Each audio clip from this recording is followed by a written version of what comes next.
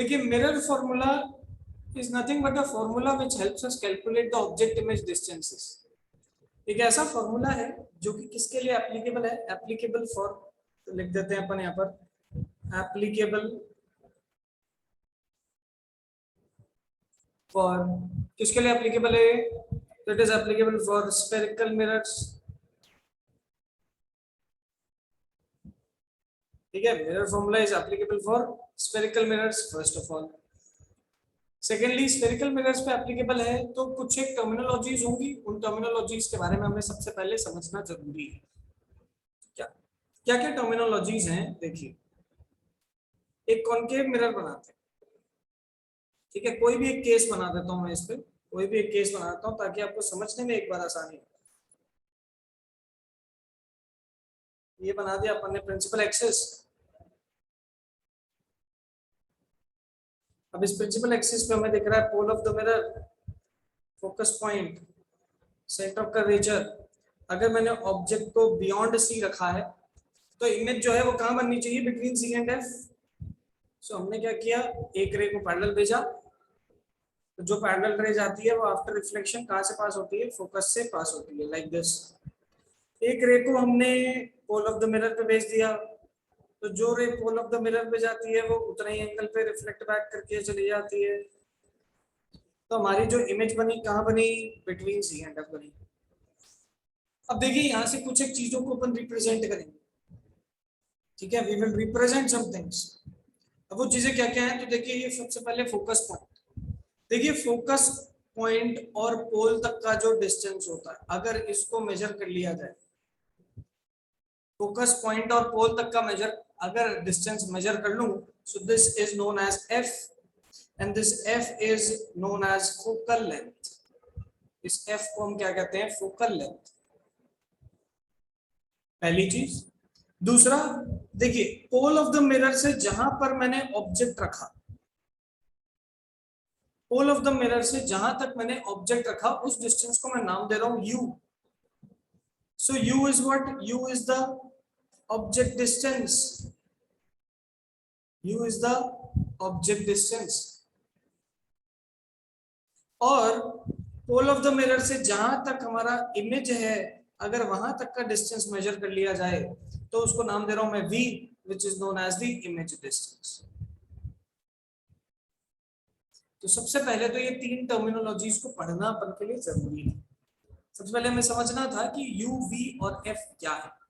u is the object distance, कहां से नापा, पोल ऑफ द मिरर से नापा, कहां तक, पोल ऑफ द मिरर से ऑब्जेक्ट तक जहां पर हमने ऑब्जेक्ट रखा। फिर हमने लिखा v, v क्या है, इमेज डिस्टेंस, कहां से नापा, पोल ऑफ द मिरर से कहां तक, जहां तक इमेज बन रही है। What is f, f is the focal length. Focal length मतलब पोल ऑफ द मिरर से नापेंगे, कहां तक नापेंगे, जहां पर फोकस है। और इन तीनों की मदद से हम लोगों ने एक्सप्लेन कर दिया कि भाई what is F, U and V. F is the focal length, U is the object distance and V is the image distance. अब हमारे पास आता है मिरर फॉर्मूला। मान लो मुझे कोई दो चीज गिवन है, किसी न्यूमेरिकल के अंदर मुझे ऑब्जेक्ट डिस्टेंस गिवन है, इमेज डिस्टेंस गिवन है, फोकल लेंथ पूछिए। मान लीजिए कोई एक आपका न्यूमेरिकल है, उस न्यूमेरिकल के अंदर आपको कोई दो एक चीज गिवन है और एक चीज आपसे पूछिए, तो हम उसको कैसे निकालेंगे। ठीक है, तो हम उसको कैसे निकालेंगे, हम उसको निकालेंगे by the help of mirror formula. And what is the mirror formula, mirror formula is 1 upon v plus 1 upon u is equal to 1 upon f. How can we calculate, we can calculate it by the formula 1 upon f is equal to 1 upon v plus 1 upon u. इसको कहा जाता है बेटा mirror formula, and this mirror formula helps us determine the object image distances, focal length and so on so forth. इन सब चीजों को हमें डिटरमाइन करने में हेल्प करता है। तो कोई दिक्कत वाली बात नहीं है, कोई बहुत बड़ी रॉकेट साइंस नहीं है इसके अंदर।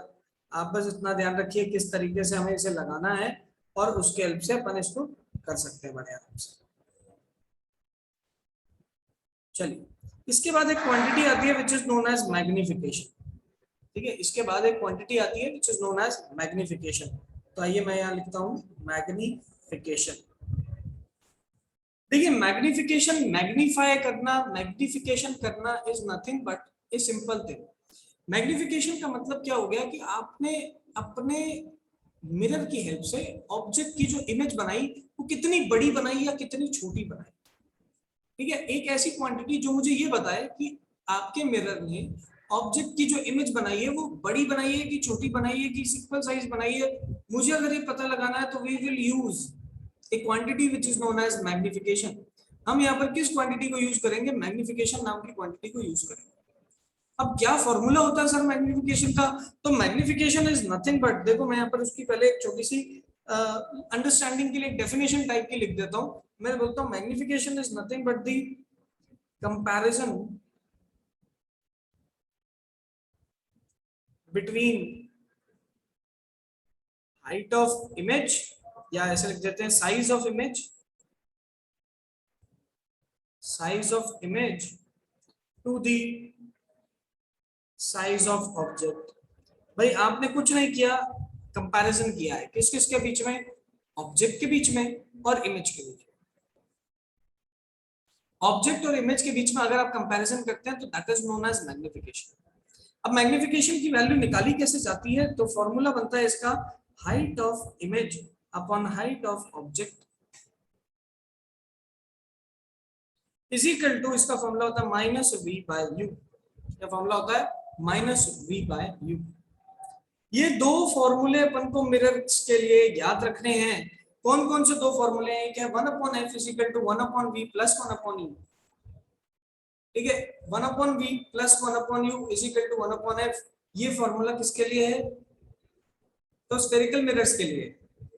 ठीक है, यहाँ पर हम ऑब्जेक्ट इमेज डिस्टेंस के कॉरेस्पॉन्डिंग कैलकुलेट कर सकते हैं कि भाई क्या फोकल लेंथ है। अगर आपको फोकल लेंथ दे रखी है, ऑब्जेक्ट डिस्टेंस दे रखा है, हम इमेज डिस्टेंस निकाल सकते हैं। हम इमेज डिस्टेंस दे रखी है, फोकल लेंथ दे रखा है, हम ऑब्जेक्ट डिस्टेंस निकाल सकते हैं। तो इस फॉर्मूले को यूज करके हम यहाँ से कैलकुलेट कर सकते हैं। इसका डेरिवेशन हमारे कोर्स में नहीं है, सिर्फ ये फॉर्मूला हमें याद रखना। दूसरा देखिए मैग्निफिकेशन। तो मैग्निफिकेशन क्या होता है? मैग्निफिकेशन कुछ नहीं है, कंपैरिजन है। किस किस के बीच में? साइज ऑफ ऑब्जेक्ट और साइज ऑफ इमेज के बीच। आप इमेज और ऑब्जेक्ट के बीच में जो साइज है उसको कंपेयर करिए। आप इमेज और ऑब्जेक्ट के बीच में जो साइज है उसको कंपेयर करिए। कंपेयर करने के बाद आपके पास जो क्वांटिटी आएगी उसी को अपन क्या कहेंगे? मैग्निफिकेशन। इसको न्यूमेरिकल से करेंगे ना तो बेटा और अच्छे से क्लियर होगा। अभी तो सिर्फ ये फॉर्मूला याद रखना। आप लोग बताइए, सबको ये फॉर्मूला सबको क्लियर हुआ कि नहीं हुआ? ये सर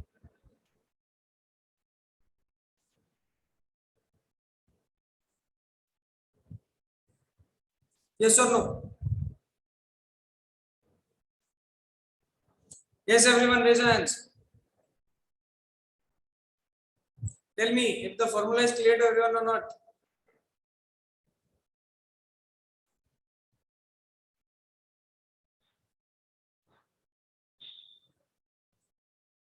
बहुत अच्छी बात है। तो हमने देखा कि मिरर फॉर्मूला होता क्या है, मैग्निफिकेशन का क्या फॉर्मूला होता है। अब एक चीज पढ़नी जरूरी है न्यूमेरिकल्स करने से पहले, जिसको हम कहते हैं साइन कन्वेंशन। क्या कहते हैं? Sign convention. अब ये साइन कन्वेंशंस क्या होते हैं उसको देखने से पहले मैं फटाफट अटेंडेंस ले रहा हूं, तो आप लोग क्लास में बने रहें, क्वेश्चंस भी यूज करें। उसको देखने के लिए मैं क्या करता हूँ यहाँ पर, देखो सबसे पहले क्या करूंगा, एक सिंपल सा डायग्राम बनाता हूँ वापस से कॉनकेव मिरर का।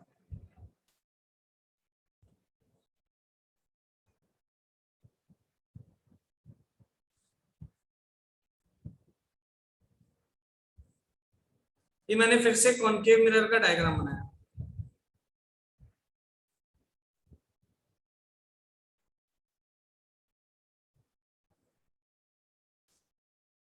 मैंने क्या किया, इसके आगे कहीं पे ऑब्जेक्ट रख दिया, येलो रेड कलर से मैंने ऑब्जेक्ट को शो कर दिया।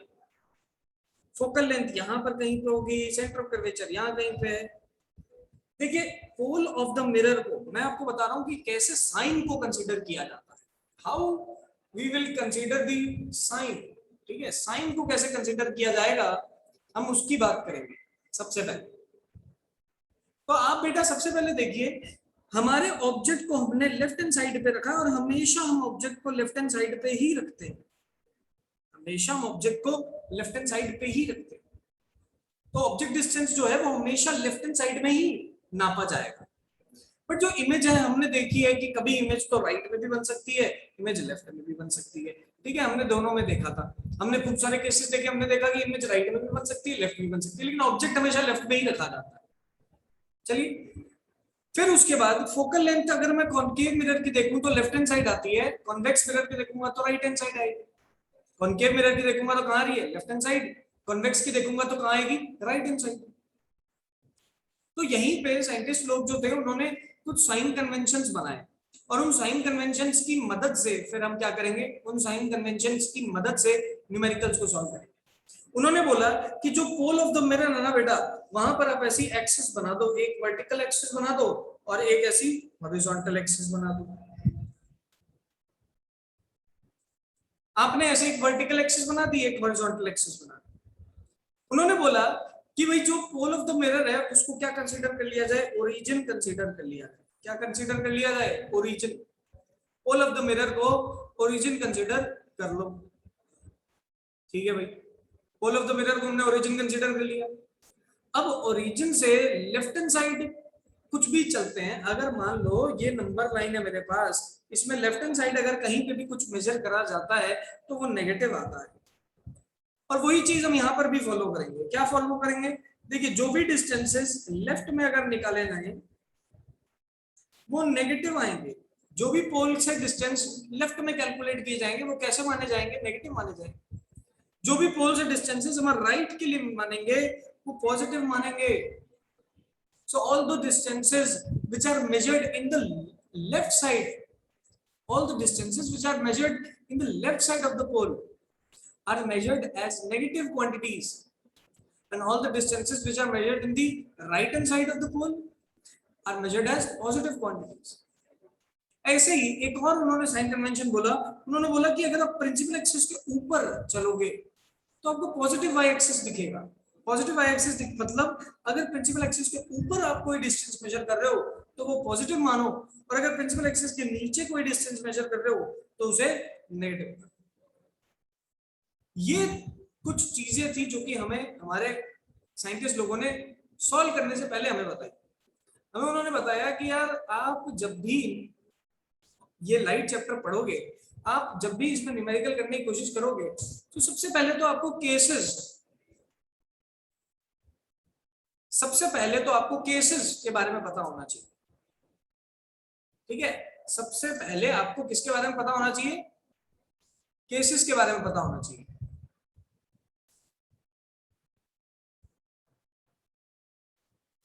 चलिए, सबसे पहले आपको केसेस के बारे में पता होना चाहिए। केसेस जब आपको पता चल जाए उसके बाद आप ऑब्जेक्ट इमेज डिस्टेंसेस को निकालने के लिए पोल को क्या कंसीडर कर लेंगे, ओरिजिन कंसीडर कर लेंगे। So take the pole as origin, ये उन्होंने सबसे पहली चीज की। फिर उन्होंने बोला कि ओरिजिन के लेफ्ट में जो भी डिस्टेंसेस नापोगे वो नेगेटिव आते हैं, ओरिजिन के राइट में पॉजिटिव आते हैं, ओरिजिन के ऊपर पॉजिटिव आते हैं, ओरिजिन के नीचे नेगेटिव आते हैं। ये आपने नंबर लाइन में पढ़ा होगा। ठीक है, तो वही चीज हमने यहाँ पर अपनाई। ओरिजिन के लेफ्ट में देखा, राइट में देखा, ऊपर देखा, नीचे देखा, और उसके कॉरेस्पॉन्डिंग अपन ने कैलकुलेट कर लिया। अब इसको मैं लिख देता हूँ पॉइंट वाइज लिखने के बाद फिर मैं आपसे पूछूंगा कि इसमें कोई डाउट है कि नहीं। डाउट वैसे अभी नहीं आना चाहिए, डाउट न्यूमेरिकल जब करेंगे ना तब आपको आ सकता है। तो मैं क्या लिखूंगा, object is placed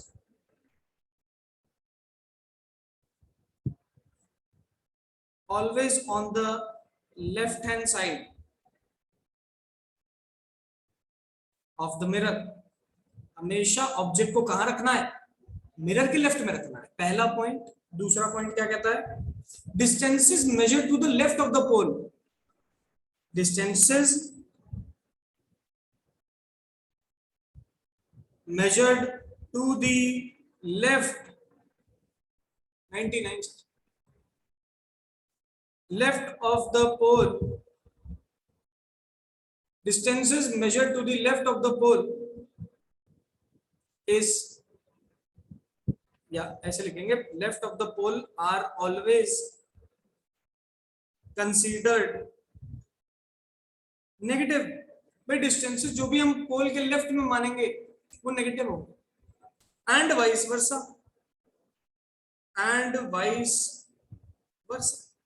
vice versa क्यों? क्योंकि अगर डिस्टेंसेस लेफ्ट में पॉजिटिव नेगेटिव माने जा रहे हैं तो राइट में क्या हो जाएंगे, पॉजिटिव हो जाएंगे। और ऐसे ही जो हमारा थर्ड नंबर यहाँ पर रूल आएगा, वो थर्ड रूल क्या रहेगा, distances above the principal axis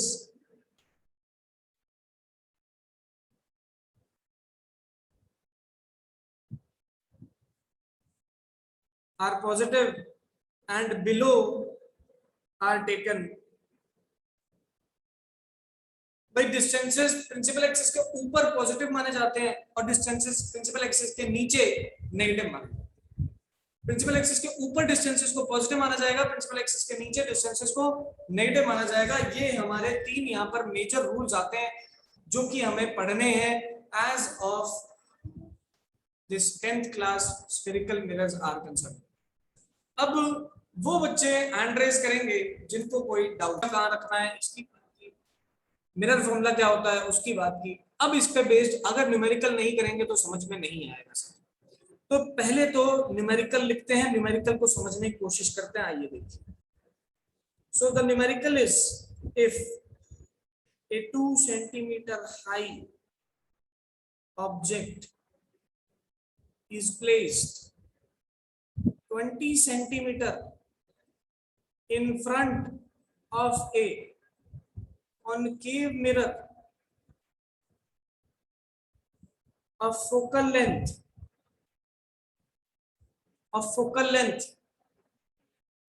15 centimeter, then calculate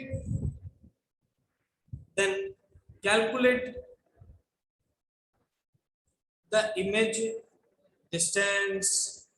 तब आप निकाल के बताइए इमेज डिस्टेंस कहां पर होगा। सबसे पहला काम हमेशा क्या होता है, क्वेश्चन को पढ़ के डायग्राम बनाने का होता है।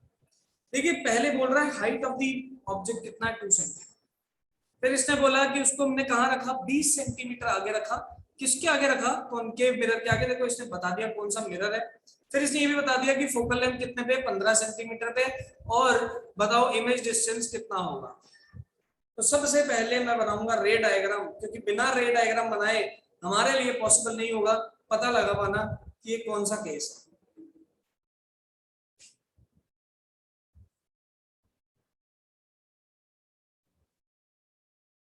तो चलिए सबसे पहले हम बनाएंगे रे डायग्राम। हमने बनाया कॉनकेव मिरर,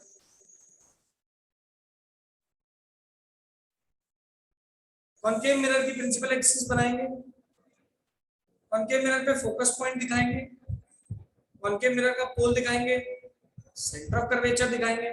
देखिए फोकस पॉइंट जो है वो 15 सेंटीमीटर के डिस्टेंस पे है, तो मैं यहाँ पर डॉटेड लाइन ऐसे बना के यहाँ से यहाँ तक का डिस्टेंस दिखा सकता हूँ 15 सेंटीमीटर, ये मैंने दिखा।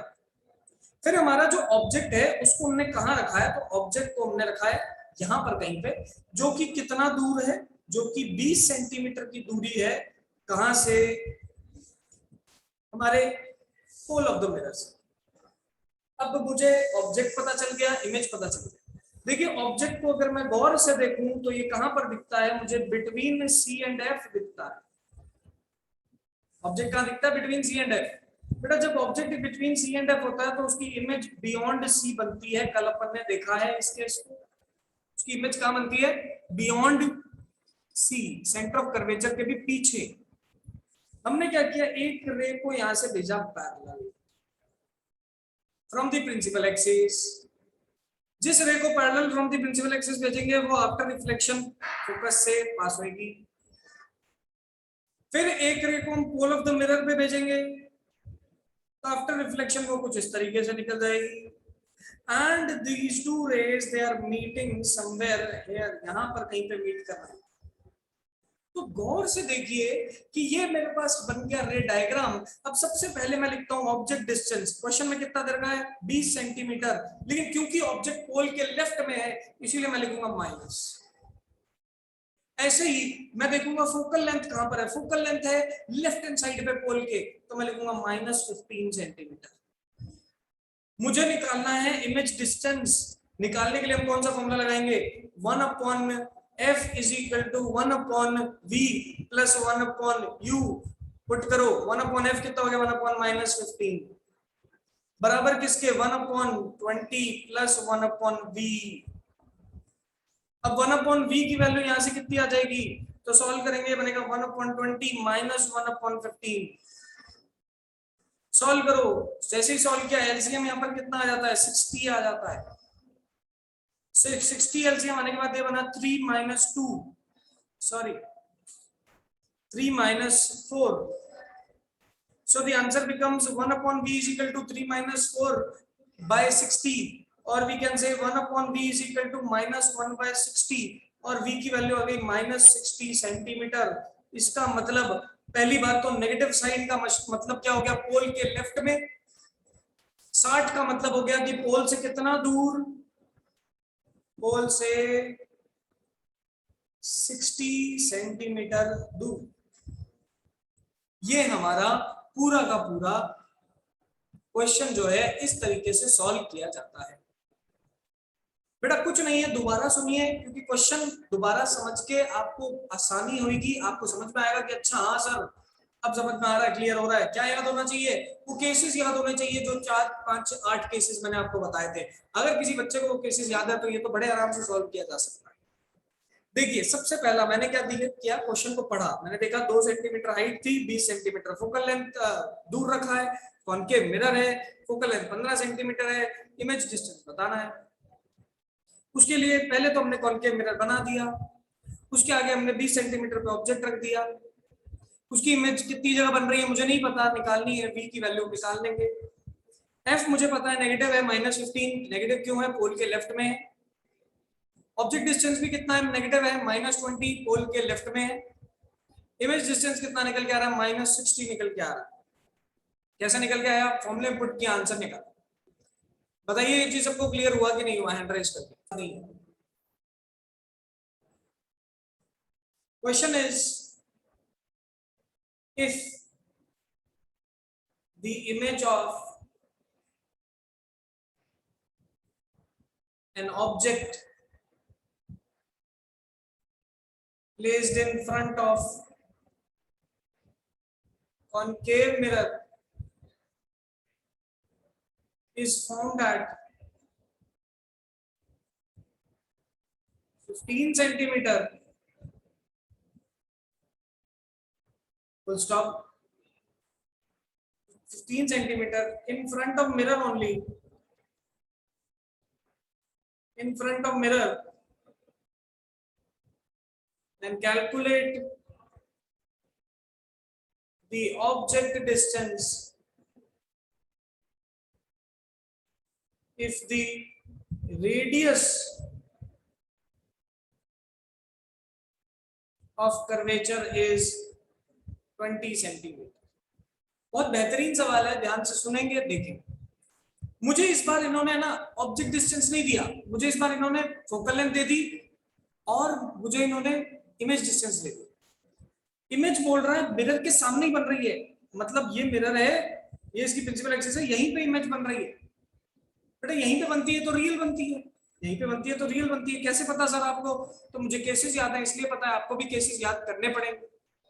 मैंने बोला कि भाई इमेज डिस्टेंस कितना दे रखा है 15, अब क्योंकि उसके सामने ही है, मिरर के सामने ही बन रहा है तो -15।